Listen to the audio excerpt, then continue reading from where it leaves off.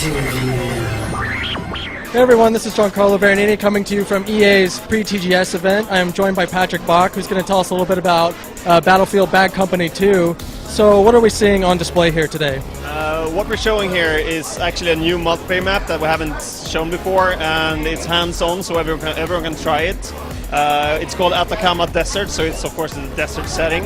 And we're showing off some new cool vehicles, some new destruction effects, and just trying out the game. So in terms of introducing new vehicles and things like that, I mean, how do you balance it all out? I mean, do you ever get to a point where you're like, we can't put this in, it's just way too overpowered? Yes, it's actually a secret how we do it, but I'll tell you. No, but the point is that we try to put things into the game that actually makes sense, but you also want some drama, so you don't want everything to be small and have only infantry, for instance, because that makes it too simple. You want the big tanks and you want the small ATVs and the big aggressive attack helicopters. So it's more of a balancing question on how would it play out in the real world? How would you take out the chopper? How would the chopper take out a tank? How would an infantry guy have the chance against a tank? So it's the rock, paper, scissors gameplay that we're trying to refine over and over again. So it seems like in this map here there's a lot of open spaces, but what's your ideal way of playing this map? Yeah, so the goal for this map is to give variation to the different play styles that you can have. So if you're a tanker, you have big open areas where the tanks can roam around. There are several tanks that you can use. If you like choppers, you have this big overview of the whole map, so it's easy to find a good position to take out tanks or infantry.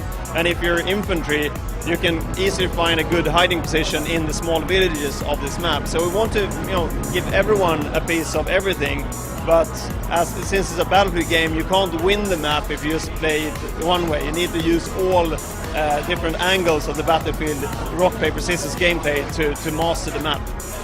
So can you talk a little bit about some of the improvements that have been made over the original game, whether it's in terms of forming squads or things like that?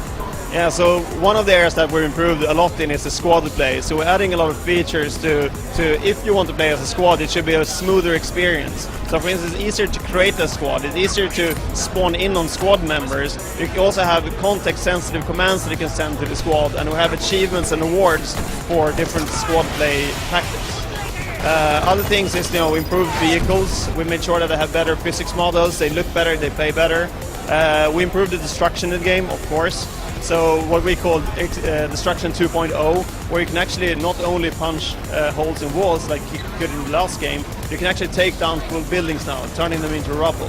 And you can also chip away small pieces from covers. For instance, we have like wooden fences is a good example, where you can actually chip off small pieces of the wooden fence to reveal the enemy hiding behind.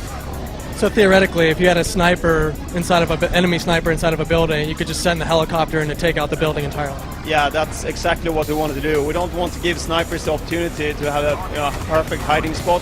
So if you find the sniper, you can take him out, even if he's inside the building. You just take the whole building down. And can you talk a little bit about the different classes and the loadouts that you can have for them? Yeah, so we have 4 base classes that you can choose from. One of them is completely new, and that's the medic class, for instance. What you can do when you go into the kit layout, you can actually swap out the primary gun, the secondary gun, the gadgets. You have specializations that will improve different features of your soldier, so you can actually tweak your soldier to fit your playstyle, and that's actually really, really cool. And when can we expect this game to come out? This game will be out early March 2010 on the PS3, Xbox 360 and PC. Great, thank you for joining us.